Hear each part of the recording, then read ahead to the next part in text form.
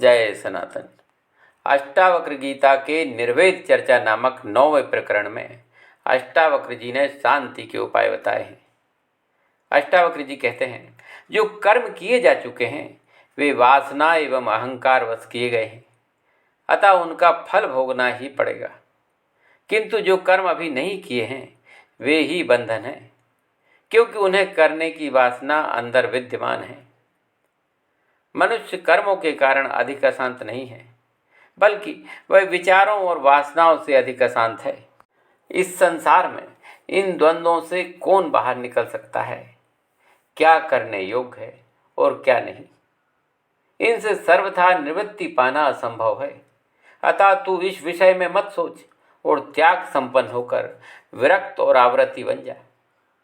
इस संसार में शायद ही ऐसा कोई व्यक्ति हो जिसके मन में दीर्घ जीवन जीने की, सांसारिक भोग भोगने की, सब कुछ देखने जानने की स्वाभाविक प्रवृत्ति ना हो। इनसे सर्वथा निवृत्ति पाने वाला मुक्त वैराग्यवान कोई विरला ही होता है। लाखों में कोई एक ही वैराग्यवान जीवन मुक्त कहा जा सकता है। आत्मज्ञानी से अधिक विवेकशील कोई नहीं। वह जानता है कि यह विश्व अनित्य है, त्रितापों से दूषित है, यह निस्सार, निंदित और घृणा के योग्य है। जो ज्ञानी इस बात को निश्चय पूर्वक जान लेता है वह परम शांति को प्राप्त कर लेता है। इस अनित्य विश्व में ऐसा कोई क्षण अथवा अवस्था नहीं जब व्यक्ति द्वंद्व में न फंसा हो। इस सत्य की उपेक्षा करते हुए जो प्रारब्ध से प्राप्त भोगों को सिरोधार्य करता है वही सिद्ध होता है। विश्व बड़ा विचित्र है, अध्यात्म से परिपूर्ण है। जन कल्याण के लिए समय समय पर अनेक ज्ञानी, महर्षि, योगी और साधु हुए हैं और सभी के अलग अलग मत और पंथ रहे हैं।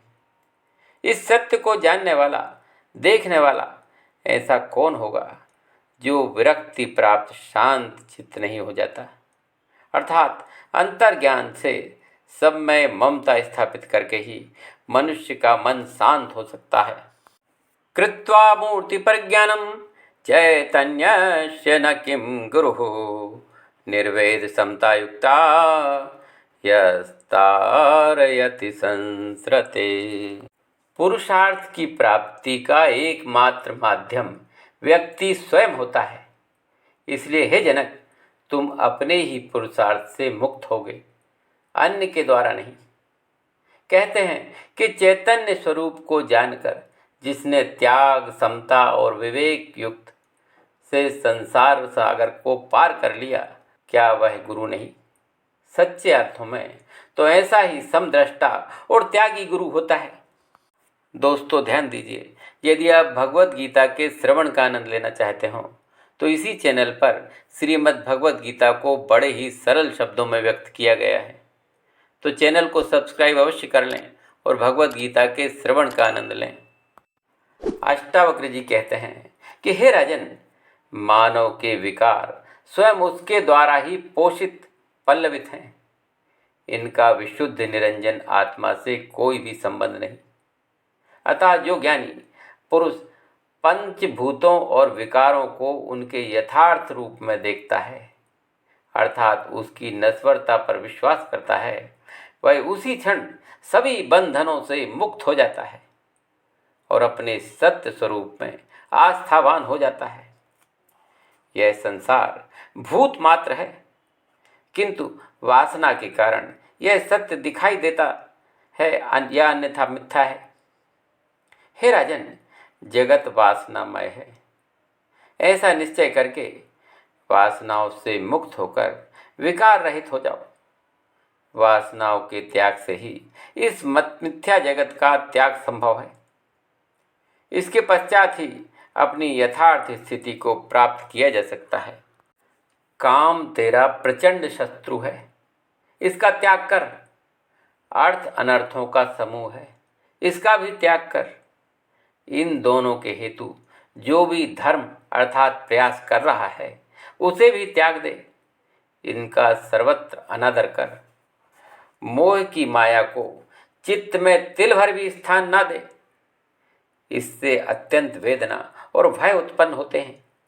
दृश्यमान संबंधों व संपत्तियों को, जैसे मित्र, पत्नी, धन, महल और सभी खेत, इसके अलावा जो कुछ भी है, ये सभी इंद्रियों का जाल है, क्योंकि ये इंद्रियां ही सुख देने वाली हैं और 3 या 5 दिन में ही रहते इनका समापन हो जाता है।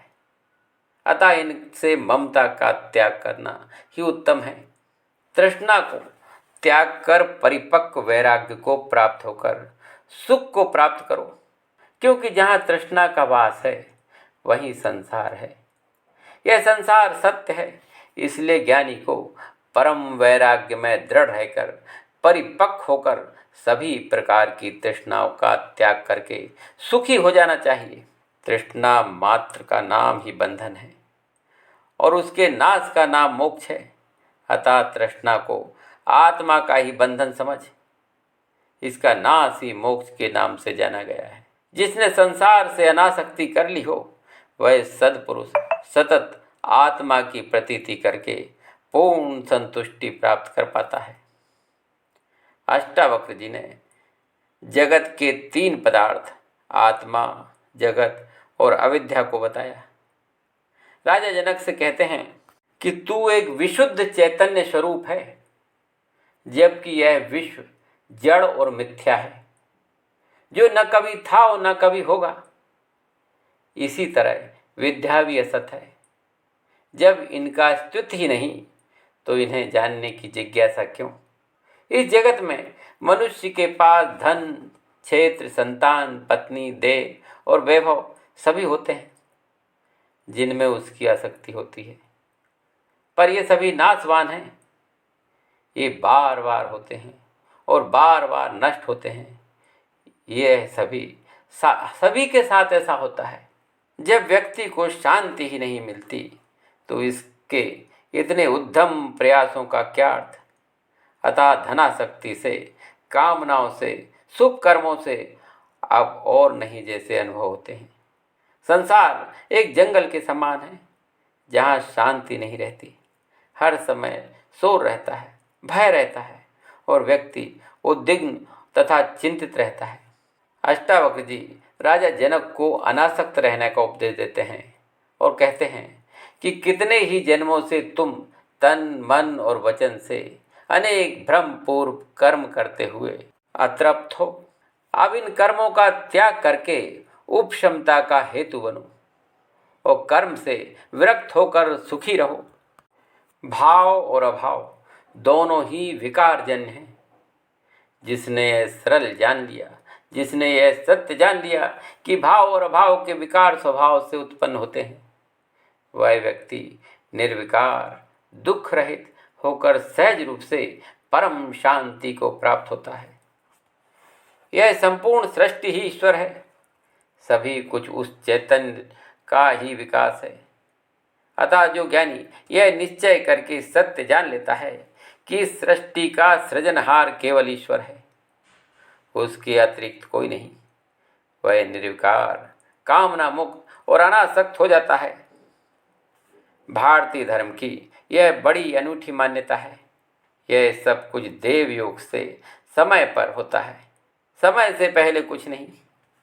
अष्टावक्र जी कहते हैं कि निश्चय ही आपदा और संपदा देव योग से समय के अनुसार आती है। यह सत्य जो जान लेता है, वह इंद्रियों का विजेता और पूर्ण तृप्त होकर ना कुछ पाने की इच्छा करता है, ना प्रसन्न होकर किसी प्रकार का भ्रम रखता है और ना ही कुछ खोकर विषाद करता है।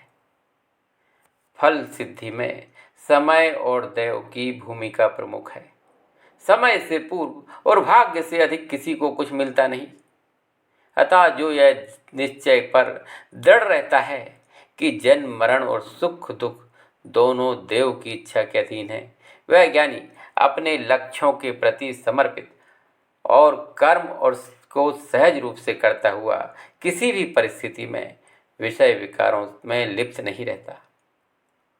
अष्टावक्र जी ने कहा कि चिंता दुखों का मूल है। जीवित अवस्था में ही जला देने वाली सुलगती काष्ठ है। अतः इस जगत में दुख की उत्पत्ति चिंता से होती है।